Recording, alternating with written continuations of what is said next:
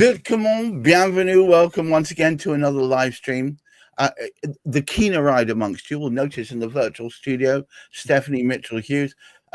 Stephanie has had trials and tribulations and what she refers to as hard places, come through the other side with learning, with experience, and dare I say it, trying to make sure that she and therefore other people don't make the same mistakes again. Having said all that, what's going on in both of our countries, that's harder than you might expect. However, I'm still glad to have her here. We call this series Resilience 2.0, and it's really about how you can be resilient. And today is no exception. Today, the topic is, how can you be resilient in the day-to-day? Stephanie, what's your thoughts? So, we live our lives in a day-to-day basis. It's somewhere in the middle. You get up, you do whatever it is your normal routine happens to be. You're either racing to get children out the door, racing to get yourself out the door, racing to work, working remotely, whatever that day-to-day stuff is. And when you're in the midst of the day-to-dayness, when it's not some one defining event, and you think, well, that's where I'm going to build my resilience muscles, in that defining event. But I'm just here to remind people that resilience can be built, and it really lies in the day-to-day things. And some of those day-to-day things are hard.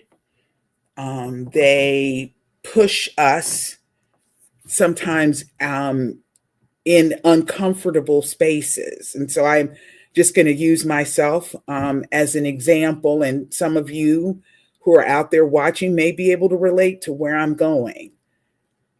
So this week, and I talked to Gareth, I talked to you yesterday, and I was just so overwhelmed. I just wanted to just fall flat on my face in the middle of the floor, because this week and over the last, I'd say 3 to 4 weeks,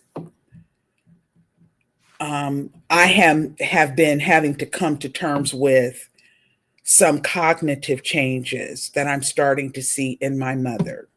Right. And, people who know me like have known me for a long time know that I'm a person who prefers to hide. I have mastered the art of hiding in plain sight. And even though I am the oldest child, oldest grandchild, oldest niece, oldest, always the responsible person, always making sure that all the trains run on time, in my family, I did not see myself and still don't see myself as the person in charge, the person who the family's going to go to, the elder. You don't appreciate yourself as a designated adult then? Right. I don't see myself in that way. I am accustomed to playing a supporting role. And my preference is to continue to do that. But the sea change happened when your when your brother unexpectedly passed on, because you in your mind's eye, we've already discussed this off air.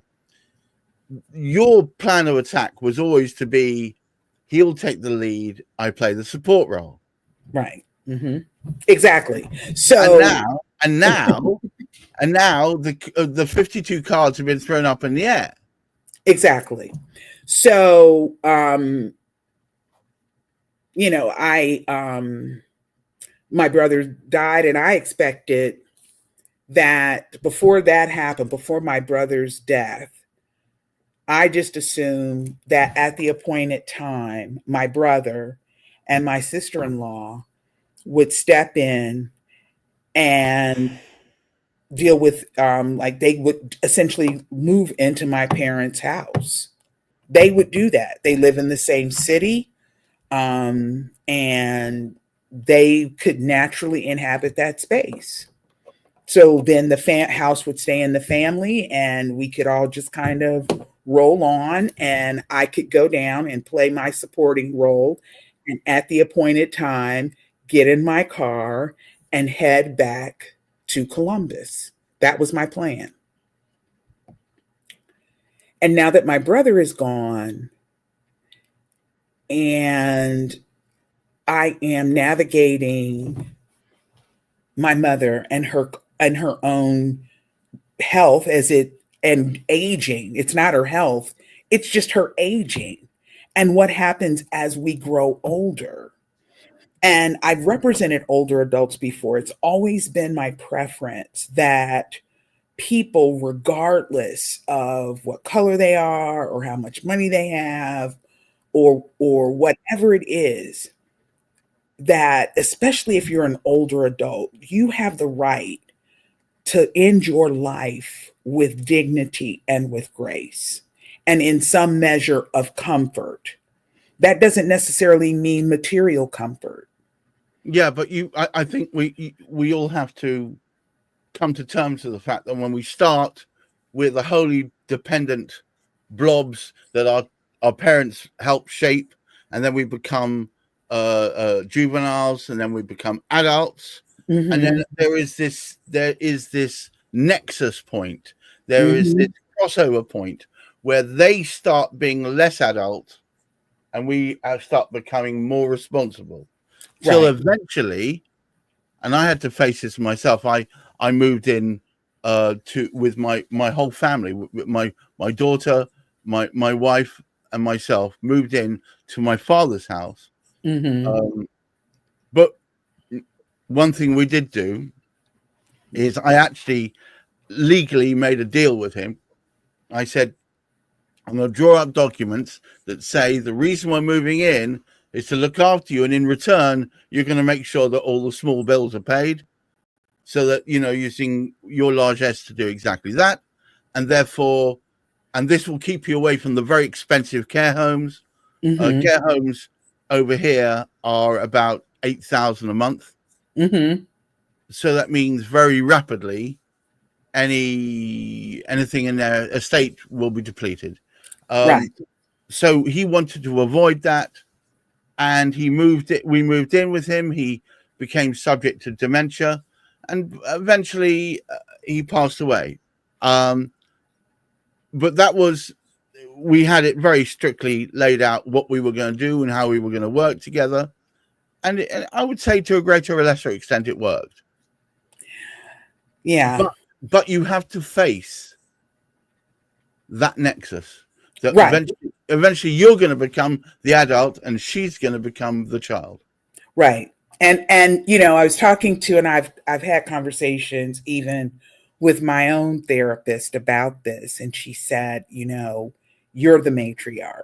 And I'm like, I am oh so I can't even keep up with where my debit card is half the time, let alone so I don't consider myself to be this fount of wisdom.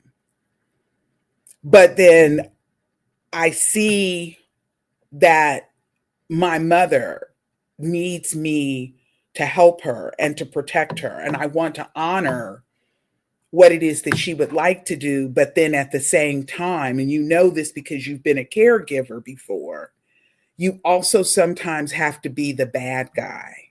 You've got to make a hard choice and a hard decision, and people be mad at you for that. And yesterday, I was really, really just struggling a lot with trying to determine how I'm going to be able to navigate this particular piece and this chapter that I'm in. And that's when it just kind of it's the day to day to day to dayness. Because somewhere in the midst of this, whether I want to be here, whether I feel that I am enough to be here, that I am really the proper person to be in, embracing this, I'm here. And so therefore, I need to dig deep down and move forward and move through it. I was listening to, and this part I did not, I neglected to mention this to you. People who know me, they know that I am a person of faith. And so I really like listening to music. And I was listening to a song that I have listened to many, many times for years now, looking for guidance, looking for direction, looking for just some insight. Tell me, order my steps. Tell me what it is that I need to do in this situation. Because ultimately, at the end of the day, I think, and this is just, I think this is adulting 101. We have to be okay with it not necessarily being what we want to do, not our will, but looking at the whole. What is going to be the best for the good of the order here? And within these day to day, middle, normal experiences that we are having, depending upon what season you're in, there's resilience that has to be built there. Because when your own children, I can even think about myself, when my children were very, very young, you think about your children when they first get here. Right. And, you want to have these conversations with them that go something like, I know that before you came, you were used to being able to stay up all night and just kind of have a big party. But guess what? You're here now, and I need you to go to sleep so that I can go to sleep. That's that day to day to day, because this is where we are. And I got to dig down deep to figure out and determine how I'm going to navigate this season. And when I do not feel that I have the skill set, or I am so not the person for the job, sometimes you just have to go anyway. And you have to tap into whatever that thing is down in you. For me, it's faith. For you, it could be something else. For someone else, it could be something entirely different. But it comes back to, because I don't feel adequate or sufficient for this task. I always felt like, and didn't have a problem with taking a back seat to my brother and sister-in-law, because I felt like I just am an intense person and I just stressed my mom out, whereas they didn't. But now my mom is stuck with me. I wouldn't say stuck. Yes, she is, because I'm scrappy and I'm feisty, and but at the same time, I'm going to protect her, and I will protect her interests, and I will get down and fight and scrap for her, because for me, it's not on my watch. That for me, if I am, when I represented children, it was like, okay, maybe you're accustomed to a completely way of dealing with these issues, and this is the way you've handled them, and when your case has been in the children's services system before, but it's a new sheriff in town and not on my watch. So, resilience isn't necessarily built, um, or isn't only built when we are in a hard place, No. or in spaces that are like, okay, we all got to hunker down and get through this. Right. It's not in that always. It's in the day to day,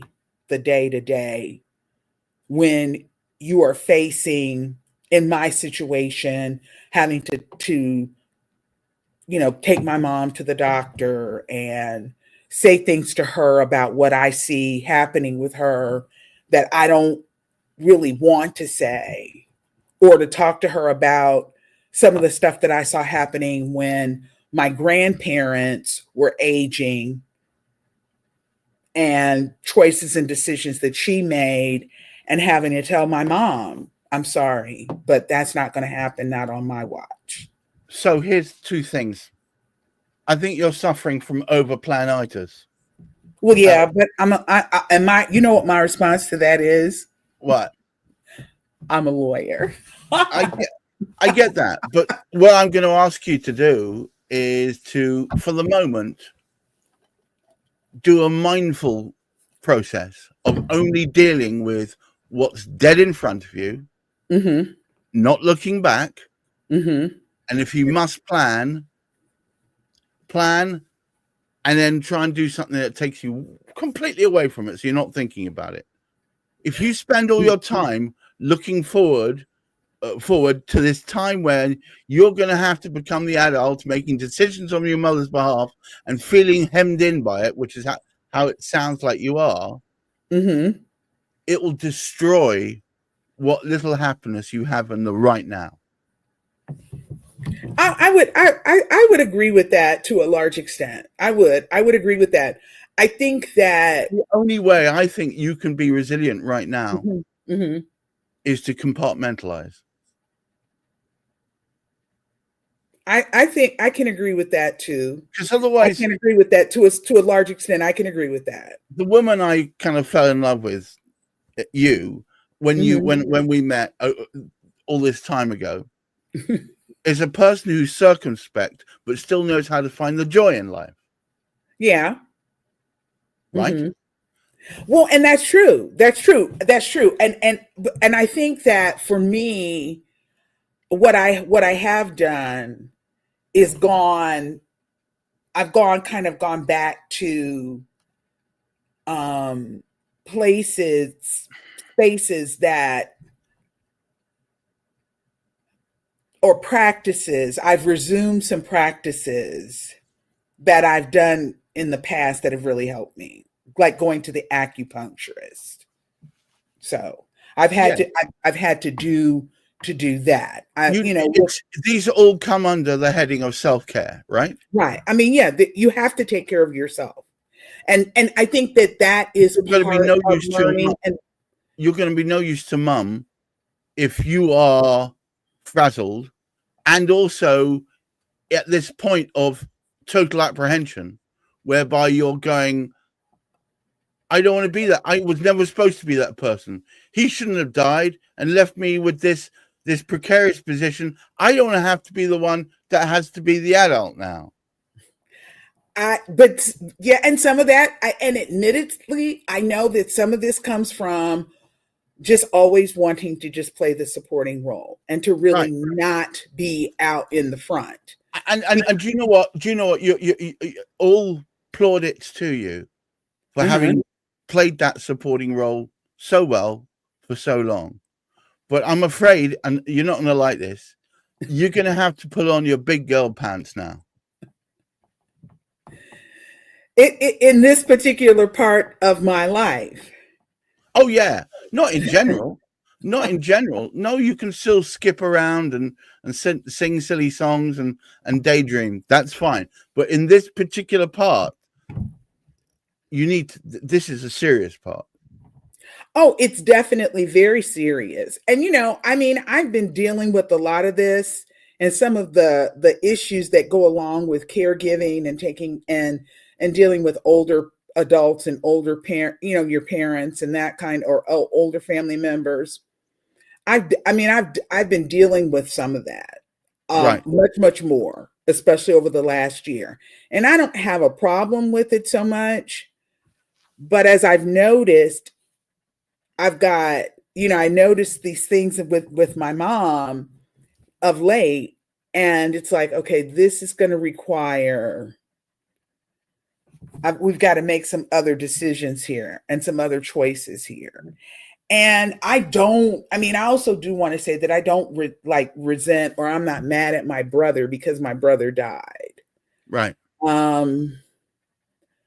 Because I think that each of us, everyone in my family, because my brother left some huge shoes to fill and left a huge legacy. And so each of us is grieving that loss, including my mom. Because you've lost a spouse and then you turn around and you lose a child. Right. And so you've got that part of it. And the other part of the day-to-dayness is the grief that goes along with watching that nexus and that transition happen, where you transition to, okay, I'm now the adult, making sure that you don't stick your hand on the flame. You were that adult, but now I'm that adult. And I have to just step in and do this because this is what needs to be done. Now, I absolutely don't have any problem doing any of that. But I guess ultimately, I don't want to miss the fact that within resilience itself and building that comes in the day-to-day things that are they may be very hard, they may be painful, they are oftentimes serious, but there's resilience there. The other thing that's there is also hope is there. I have to be hopeful. I have to see that. And an opportunity to see myself differently. The story of Pandora. I know I've heard this story before, but I'm not going to bore you with the whole intricate details. Yeah, but Pandora has a box. It turned out actually, it was mistranslated. It was a kind of leather bag. But when they opened the leather bag, out came all the misery and dependence and everything that we consider now to be. But also, the last thing that came out of Pandora's bag was hope. Okay. The most important thing in some ways, because hope is of unquantifiable size and counteracts pretty much everything else, all the negatives in the world, everything in there. The only thing that goes up against them as a viable alternative is hope. Well, and I think that is the thing that should sustain and undergird all of it, whether it's the day-to-day or if I can't hope for a better tomorrow, if I can't hope that, for instance, we've been talking about Stephanie and I meeting up in London perhaps and doing a tour. If I don't hope for that, I would be filled with dismay. I hope is one of the few things, one of the few emotions I can firmly get behind. You can't put a boundary on hope. You can't say I'll only hope so much. It's unquantifiable. Yeah. It only is. It's 100% or nothing at all. And if I've got hope, that leaves space for positive change. And I think that, and I think I'm going to wind up this podcast around that. I think that if you've got hope and you say you subscribe to that, that is the self-care that helps you get through the hard places. Well, that and grace and ice cream. And grace, ice cream, and mercy. And mercy. Oh, yes. Grace, mercy, not just for others, right. but also, No, also absolutely. for yourself. Extend yourself some mercy, extend yourself some grace, and always have hope. But There also you go. be willing to extend each other that. And then in the words of a now partially deceased television program, on that bombshell, I'd like to say thank you to taking a Top Gear. They always used to end up that way. On that bombshell, I'd like to thank all of you for watching this progress, slightly longer one than usual. We live in troubled and mixed up times. And I say to all of you, the only thing that's going to help us get through these mixed up economic and also governments and everything in between is hope. Thank you so much for spending the time out with me and Stephanie today. And to all of you, keep your feet on the ground, keep reaching for the stars. Who knows, you might catch the moon. Until next time, take care. Bye-bye now. Bye.